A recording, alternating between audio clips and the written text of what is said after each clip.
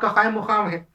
جمعہ کے دن سورہ کہف کی 10 آیات جو ہے وہ پڑھنا چاہیے دجال کے فتنے سے بچا. ہر جمعہ کے دن سورہ کہف کی شروع کی 10 آیت، پہلی 10 آیت اور آخر کی 10 آیت یہ پڑھنا چاہیے. اگر آخر کے نہیں پڑھ سکتے تو کم سے کم سورہ کہف کی شروع کی 10 آیت ہر جمعہ کے دن پڑھنا چاہیے. یہ حدیث میں ہے کہ یہ دجال کے فتنے سے بچاتی ہے.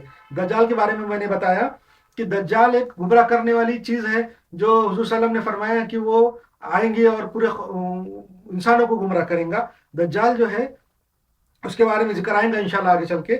مساجد سے علماء کا دجال کا ذکر کرنا جب چھوڑ دیں گے تب دجال ظاہر ہوگا. مساجد کے اندر، مسجدوں میں جب خطبے دیتے، جمعہ کے خطبے ہوتے، اور جو بھی ہر مسجد میں جمعہ کے علاوہ بھی باتیں خطبے ہوتے رہتی، اس میں اگر دجال کا ذکر کرنا جب امت مسلمہ چھوڑ دیں گی، جب دجال کو بھول جائیں گے، اس ٹائم پہ دجال نکلے گا.